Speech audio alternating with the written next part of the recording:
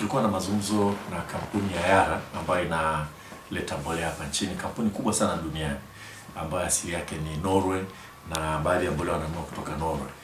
Nilikuwa nazungumza nao kuhusu ile ongezeko la bei ya mbolea duniani na athari zake kwa bei ya mbolea hapa nchini ambayo inaleta mzigo mkubwa sana kwa wakulima wetu. Na tukumbuke sasa hivi tunazungumzia tija.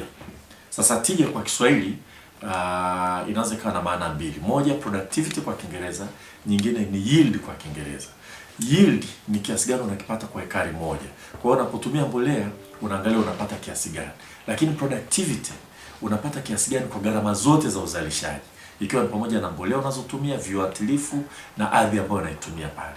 Kwa sisi kama tunataka kuongeza yield, kama tunataka kuongeza tija, lazima vile vile tuhakikishe kwamba gharama ya viuatilifu na gharama ya mbolea inapungua. Kwa hiyo nimewaita mwakilishi wa Yara hapa kuzungumza naye kumsikiliza watatusaidia vipi kuhakikisha kwamba bei ya mbolea haipandi. Na tukubaliana wajitahidi kuzuia isipande, japokuwa duniani huko tunaona sasa hivi bei ya mbolea imeongezeka kuanzia $50 mpaka 60 kwa tani huko duniani kwa sababu ya mambo mengi yaliyotokea huko, ikiwa ni pamoja na matatizo ya COVID.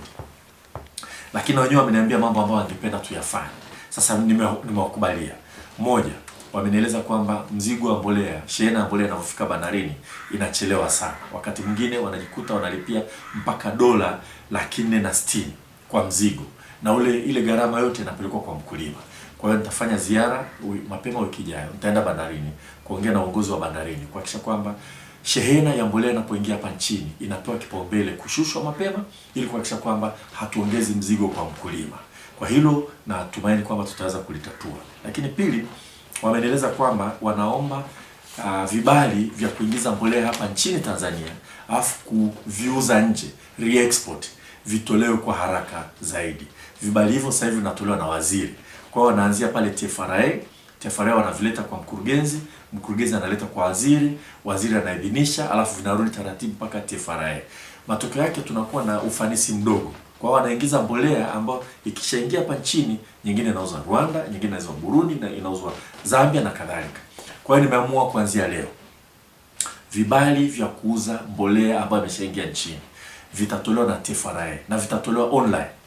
Kwa hiyo kibali hicho watakuwa wananipa taarifa tu kwamba mbolea imeshaingia nchini, kiasi hiki tumekiruhusu kutoka kwenda Rwanda, kwenda Burundi, kwenda Kongo na kadhalika, ili kuongeza ufanisi. Na natumaini kwa kufanya hivyo na wenyewe watatuhakikishia kwamba wataleta mbolea nyingi zaidi, volume itakuwa kubwa, nyingine re-export, lakini na gharama ya mbolea hapa nchini itapungua.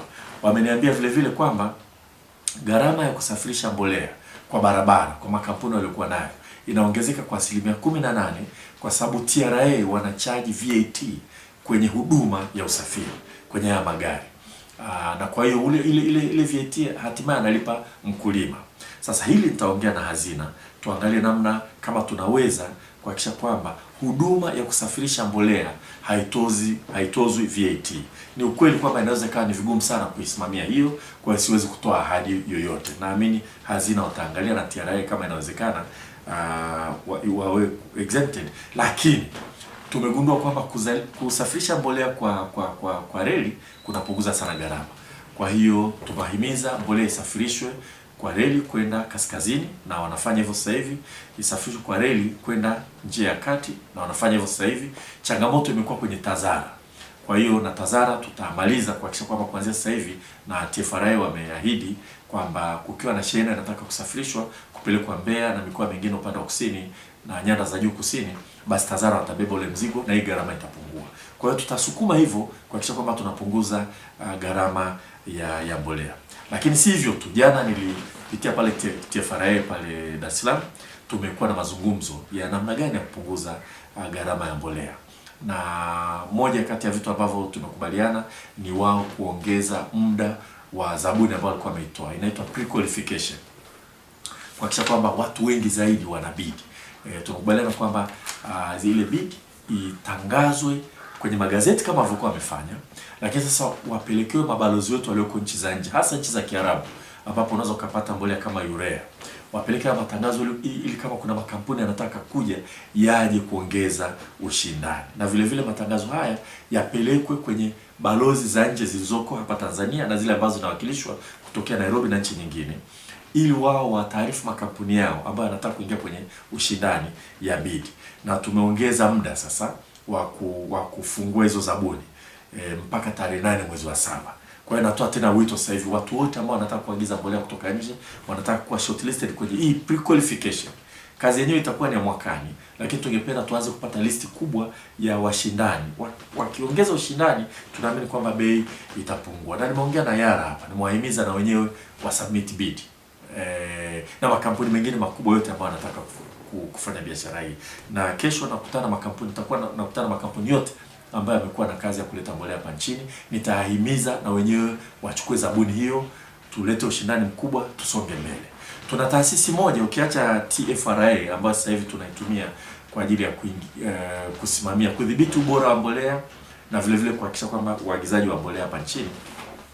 Tuna taasisi moja hapo wizara inaitwa Tanzania Fertilizer Corporation. Hii taasisi ilikuwa ni kiwanda, kilikuwa pale Tanga, kinazalisha mbolea. Kile kiwanda basi hakipo tena, hii taasisi imebaki, watu wanalipwa mshahara na serikali. Kwa hiyo tumekubaliana hapo wizarani, tutamchukua mtaalamu mwelekezi kutoka Chuo Kikuu cha Dar es Salaam School of Business.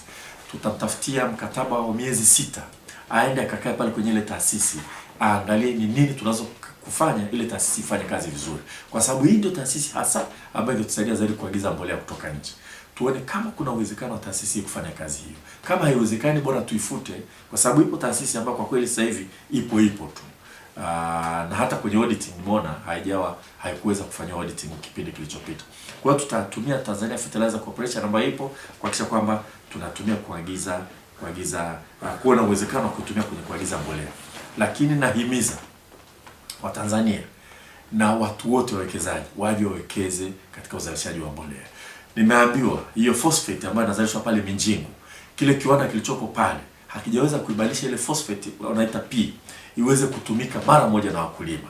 Sasa salamu zangu kwa ile kampuni pale, nimewatembelea, nimewahimiza, tutawalinda wawekeze kuhakikisha kwamba tunaweza tukaitumia ile phosphate mara moja kwa ajili ya uzalishaji hapa nchini, kwa sasa hivi inachukua gestation period muda mrefu sana.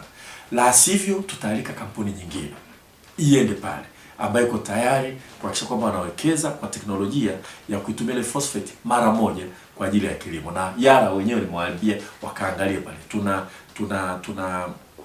Najua kwamba madini haya yako ya kutosha pale. Sasa yule ambaye ameshapewa leseni tukipenda kumlinda, lakini tunamlinda nini kama yeye hawezi kuwekeza teknolojia ya kutuzalishia mbolea hapa nchini?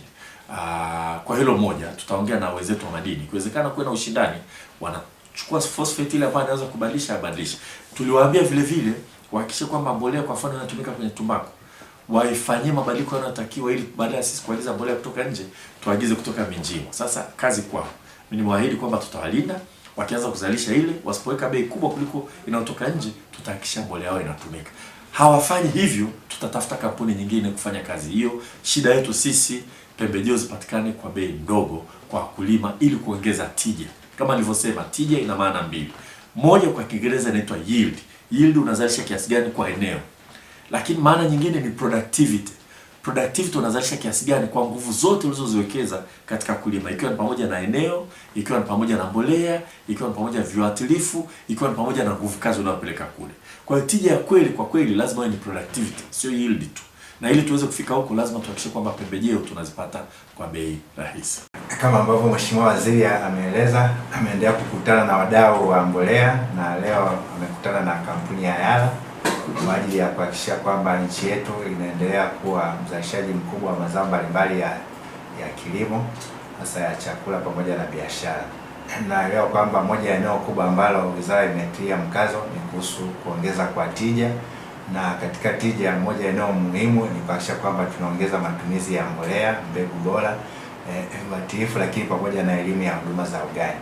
Sasa katika eneo la mbolea leo Mheshimiwa Waziri amekutana na mojawapo ya wadau wakuu wa mbolea, kampuni ya Yara.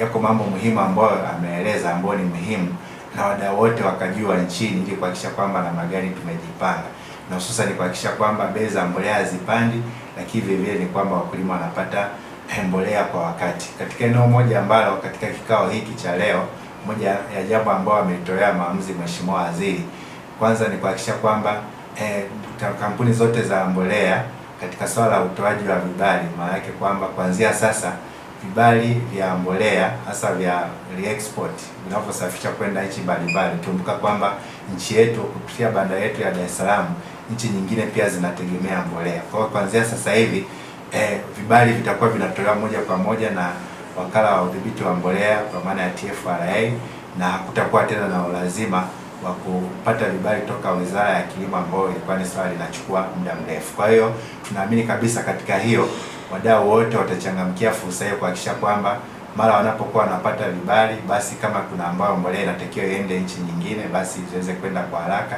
na hivyo mzunguko wa mauzo ya mbolea pia utaenda kwa haraka. Lakini eneo lingine ambalo tumeona kwamba nchi yetu nataka hii iendelee kuwa kitovu cha biashara ya mbolea, na kwa maana mbolea nyingi ziagizwe zipitie katika bandari yetu ya Dar es Salaam, lakini kuhakikisha kwamba hata nchi nyingine zinazotuzunguka za Afrika Mashariki wanaendelea kutegemea chanzo cha mbolea ambazo zinapitia kupitia njia zetu. Kwa hiyo eneo hilo ambalo tunaona kwamba katika usafirishaji itakuwa ni eneo muhimu ambalo itakuwa limeboreka. Lakini eneo lingine ambalo Mheshimiwa Waziri amelitolea maamuzi ni kuhakikisha kwamba gharama ambazo zinatokana na kuchelewa kwa mbolea zinapokuwa zimefika pale bandarini, maana yake kwamba zinatolewa kwa haraka sana, na hilo tayari Mheshimiwa Waziri analifanyia kazi kuhakikisha kwamba tunaendelea kushirikiana na wenzetu wa bandari, lakini pia katika usafirishaji mashirikiano yaendelee kuimarika kati ya TAZARA lakini na shirika letu la reli kuhakikisha kwamba mbolea zinasafirishwa kwa kutumia njia ya reli ili kupunguza gharama. Kwa hiyo tunatumia nafasi pia kama Wizara ya Kilimo kuendelea kuondoa hofu ambayo imekuwepo juu ya kupanda kwa bei, kwa sababu tayari sasa hatua hizi ambazo zinaendelea kuchukuliwa na wadau wote wa mbolea, tuwakaribisha kuendelea kushirikiana na wizara. Kama kuna changamoto zozote ambazo zimeendelea kutolewa, kama ambapo wenzetu wameendelea kutoa changamoto, wizara iko tayari kushirikiana na taasisi nyingine za serikali ili kuondoa changamoto ambazo zipo katika tasnia ya mbolea.